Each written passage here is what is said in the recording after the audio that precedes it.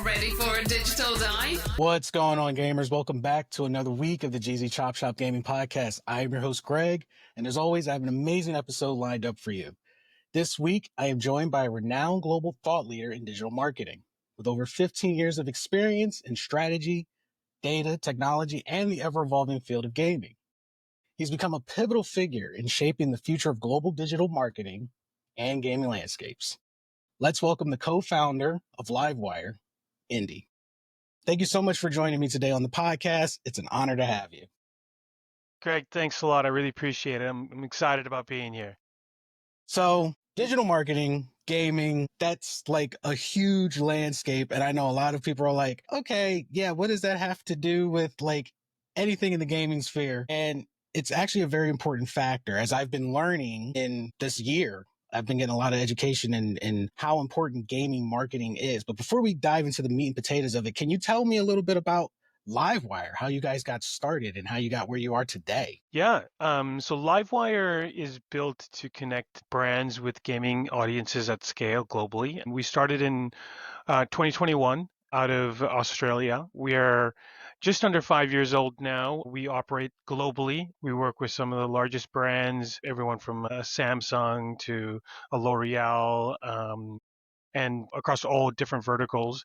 And our role is to understand what a brand is trying to achieve through their marketing strategy, and then use our game tech solutions to help them connect to that audience at scale. 5 years ago, or just under 5 years ago, we were just coming out of COVID and the pandemic, the global pandemic, and we saw so many players go back to playing during the pandemic as a social outlet, as a way to connect with family and friends around the world.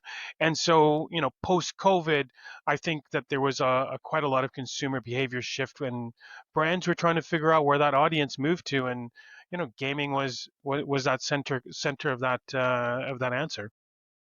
Now, you mentioned, brands like L'Oreal and some other brands. And, even with games like, from my experience, like Fortnite, who like do pretty much everything, it's like a new movie comes out, they got to Yeah. connect with it.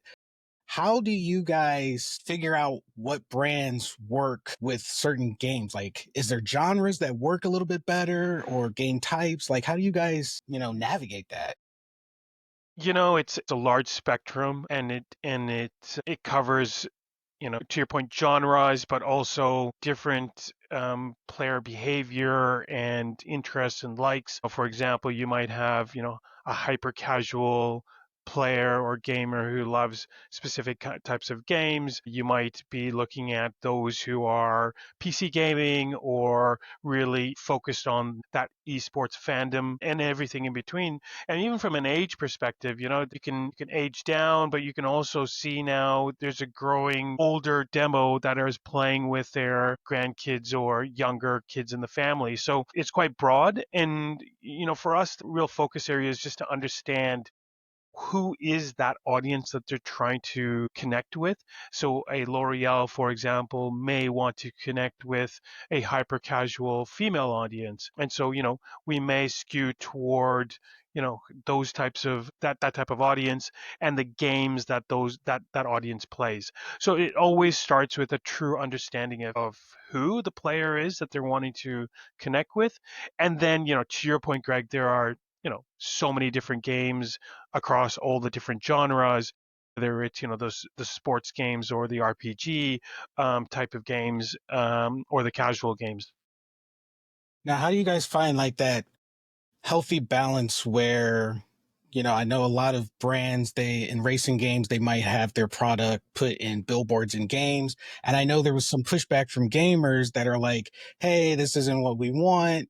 This is like advertising a game. So how do you guys find that happy medium where it's not too invasive into, the casual gamers, I guess you could say, enjoyment, but still getting those brands where they want to go?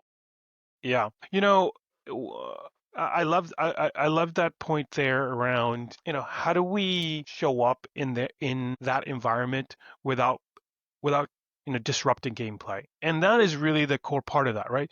You're either adding value or you're creating a value exchange, right? or you're showing up in a non-intrusive way. Now, billboards in a racing game, you can argue that's not intrusive, right? That is adding a level of virtual reality into your gameplay.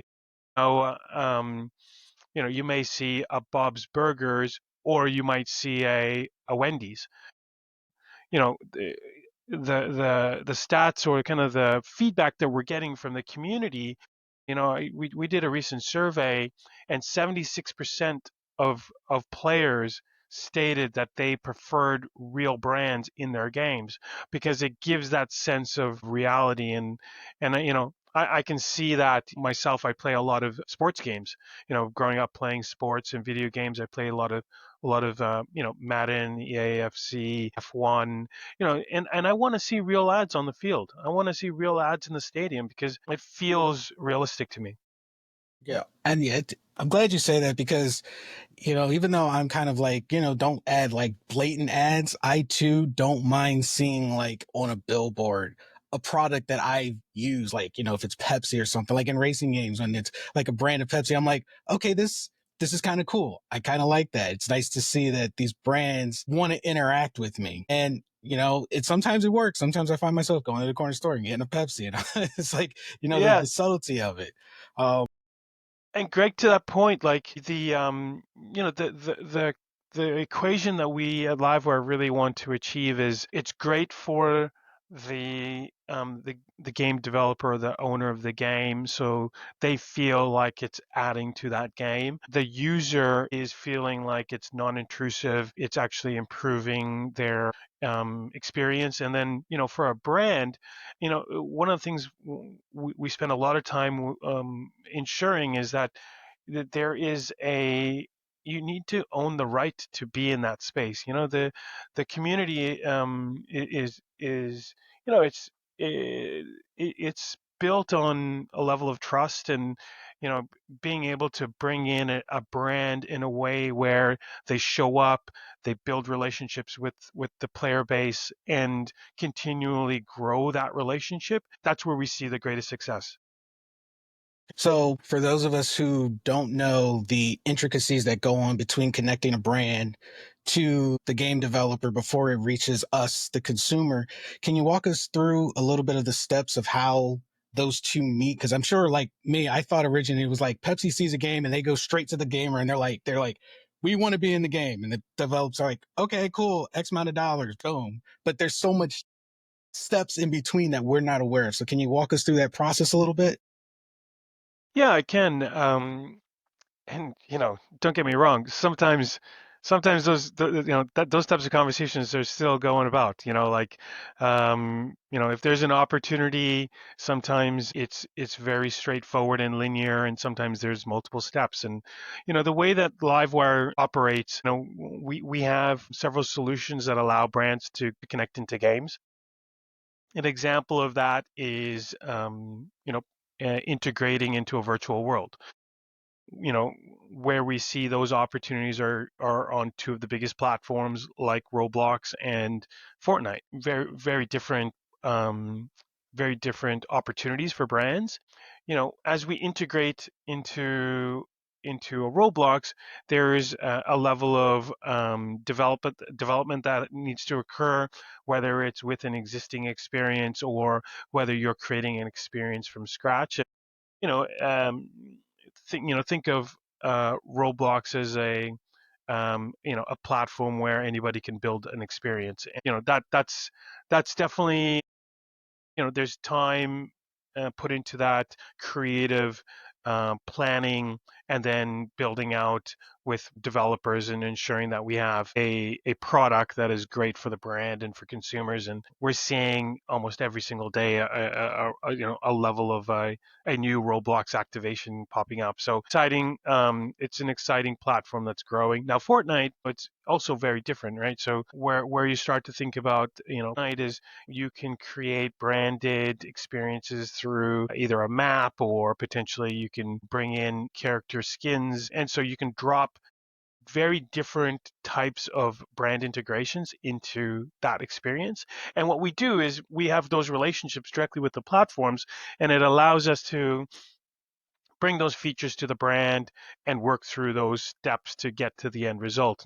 I believe last year we had 5 epic picks at LiveWire, which is the best of the best integrations into Fortnite, selected by Epic, it's a great achievement by our business. And one of our integrations, which was the Red One movie over Christmas. I think it was The Rock who was in that movie. We integrated that into Roblox, and it's one of the biggest, if not biggest, integrations ever into a Roblox experience. That is amazing.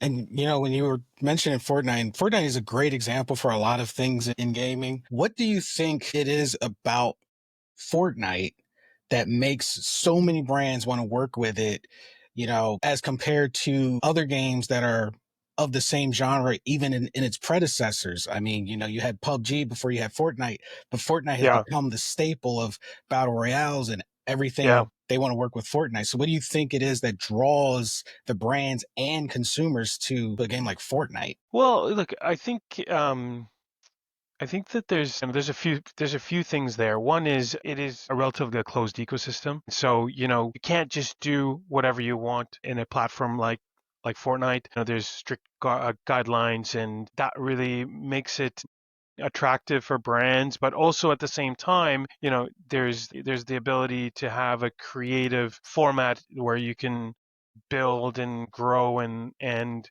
take your brand into that ecosystem. Now, from a competitive perspective, the content and entertainment that comes with Fortnite, they're rolling out new chapters on a regular basis, rolling out new integrations and now bringing back into live stream events and so post the pandemic. So we're seeing that it is just a level of momentum that every single brand wants to get involved in, but it's our job to ensure that the brand understands if it's right for them or not. Okay. So in the same vein of, games and holding attention of the audience, Yeah. why do you think post COVID that gaming is now and still on the rise of being the most dominant media for, a younger audience? Well, I think, where you see the difference between gaming media and gaming marketing to other mediums is that, you know, a lot of media consumption is very passive, right? It's, you're watching TV, you're sitting, or you're doing something but you're listening to audio radio, right? Like there it is a very passive, you don't necessarily have to interact with it, whereas gaming is 100% participation, right? It is, you might be optimizing your avatar in an experience, you might be participating with the community, you might be, it could be on Discord, right? There is a there's or you've got your hands on a controller and the rest of the world is gone silent and you are one to one with your console. So there is a level of participation that you cannot find in any other media consumption environments.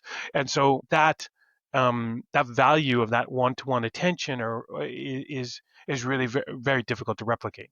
The other part is it's very immersive.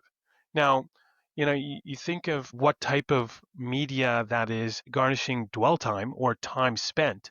You're seeing time of 15, 20, 30 minutes in a virtual environment. You're seeing console players dropping 2 hours in a session.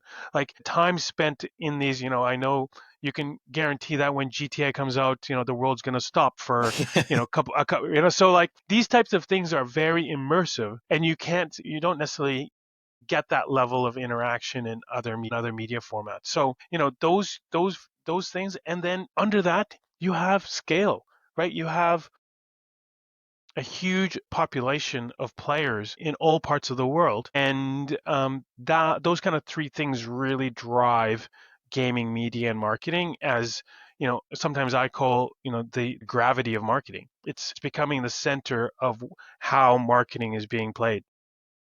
So once again, talking about the marketing, and just how impactful it is. And one of the first things that comes to mind back when, back when they were at the top of their game, Call of Duty, and they used to have those trailers back in the day, those live action trailers, and then they'd have the game trailer thrown in, and it was like, those were amazing. I was like, that's what drew me to Call of Duty. Personally, I feel they've lost quite a few steps along the way.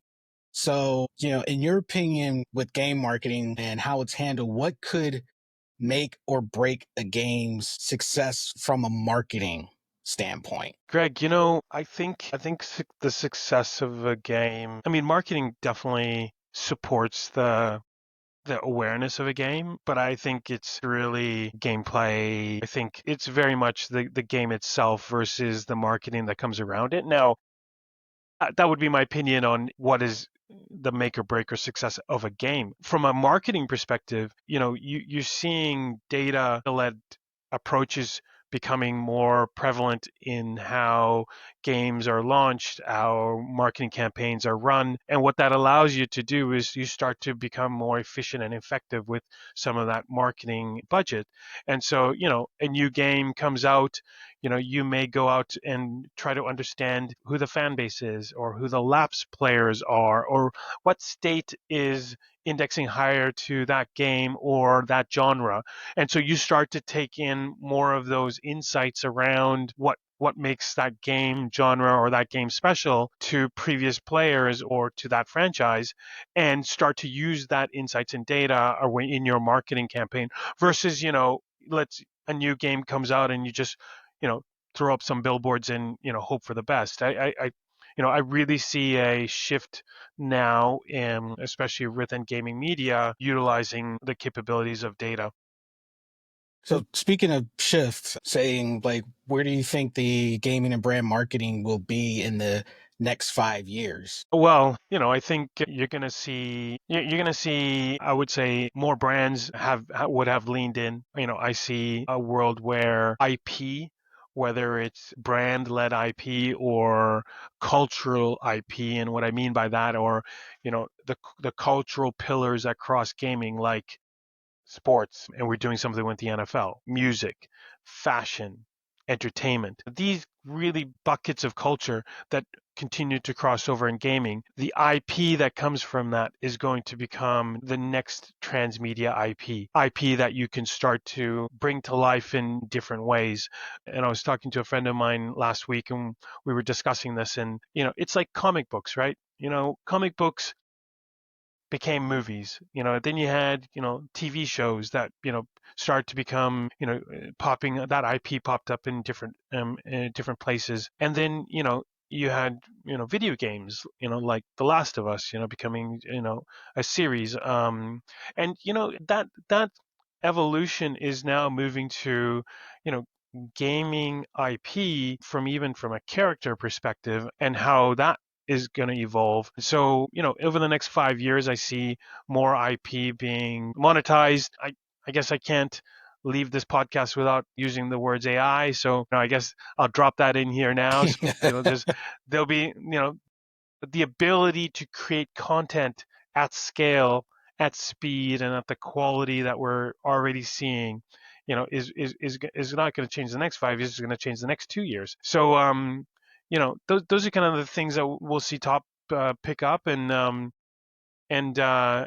something that I think is not being discussed as much as what I think it should be is cloud gaming, right? Mhm. You have a lot of now you go into your Best Buy, you take your TV, you come home, you pull it out of your box, and you've got Xbox on your TV, right? You don't need, so like the capabilities are starting to become, seamless in that, Internet of Things environment where you have, connected devices. And from a cloud perspective, I see a world in the future where you're in your electric vehicle in the backseat playing a video game. You pause your video game, you walk in your house, you pick up your controller, and you just pick up where you left off on your TV. So that's kind of seamless interaction with gaming content or games is, I think, not that far away.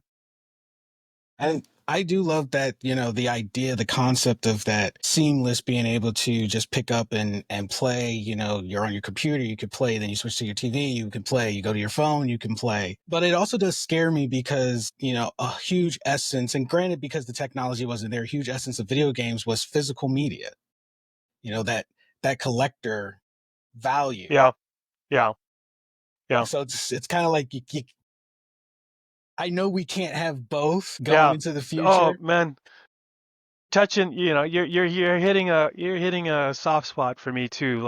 Like, I love, I grew up collecting hockey cards and baseball cards, and like, those are collectors. I love seeing who's going to be on the cover of the next DAFC because, if it's your player, you got to get that box, right? Yeah. So like, so I think that level of fandom and that the ability to collect those items that have an emotional attachment.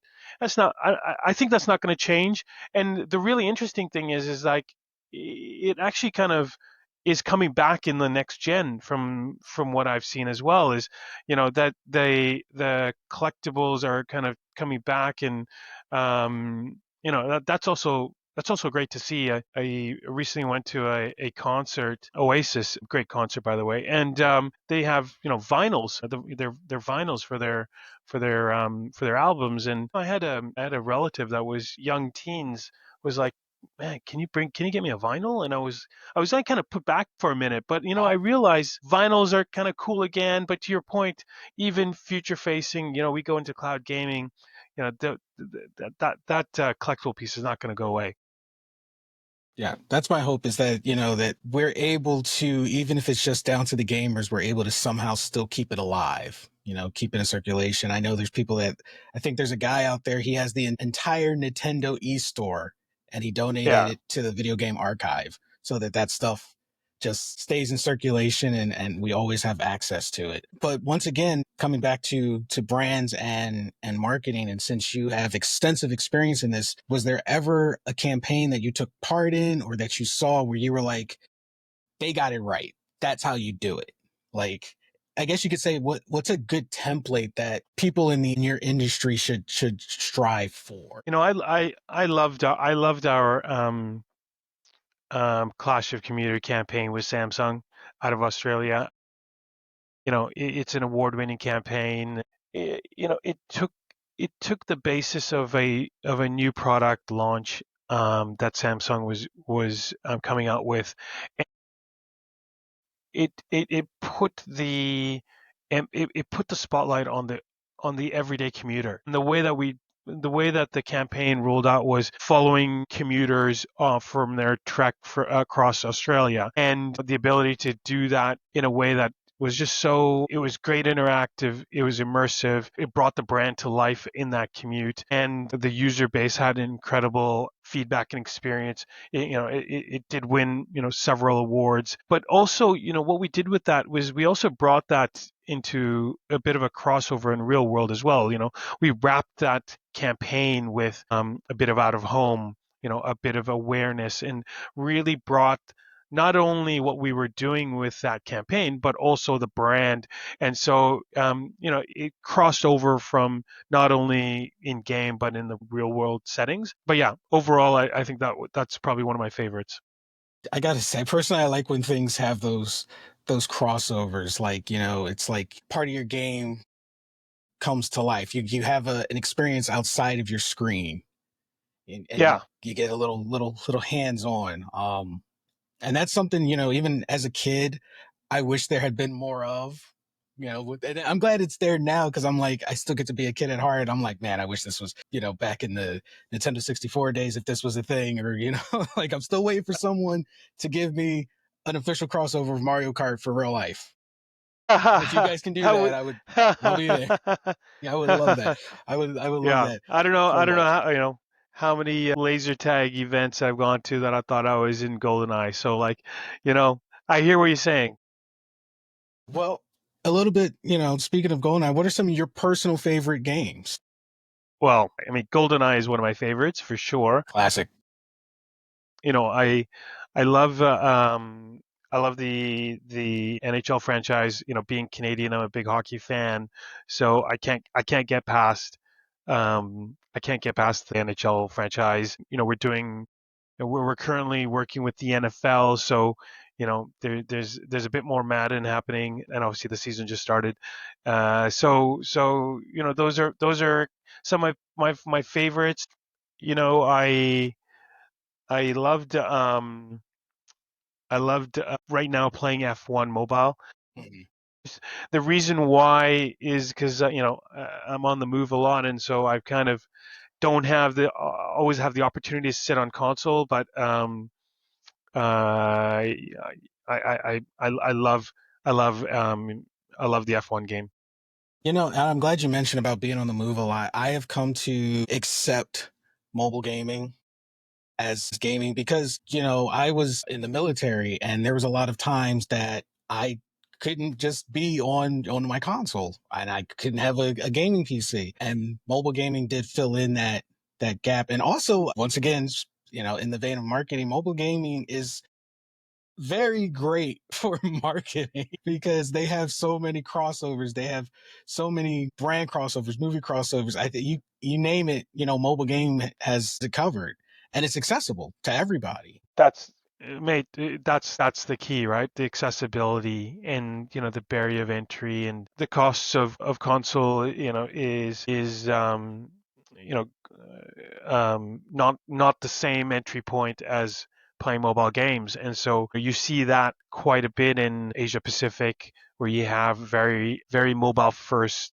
countries. And so naturally, just by way of device, you see mobile gaming just continuing to grow. And to your point, there's a lot of there's a lot of different formats in mobile gaming from a marketer's perspective that you can start to leverage. And you try to wrap that into all types of categories. And we do that at LiveWire. We work a lot with mobile campaigns as well as PC, and we're starting to see more opportunities around console as well. Well, Indy, I know you're an extremely busy man, and I don't want to keep you and take up any more of your time, but how could developers and brands reach out to LiveWire? Because obviously you guys, they do an amazing job, guys, and I highly, highly recommend checking them out. So how can they get in contact with you guys?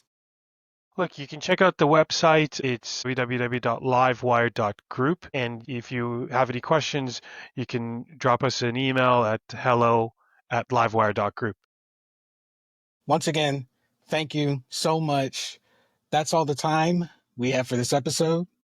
Be sure to like and subscribe on YouTube and subscribe on your favorite podcast platforms. You can also visit our website at gzchopshoppodcast.com for the latest gaming updates, blogs, and join our Press Play newsletter. Once again, Indy, thank you. It was such an honor to have you on the podcast. Hopefully we can talk again in the future because I know we barely scratched the surface. I love it, Greg. Thanks a lot. I really appreciate it. And it was a lot of fun. Thank you. And as always, take care of yourself and each other. We will catch all you wonderful people on the next podcast. Later.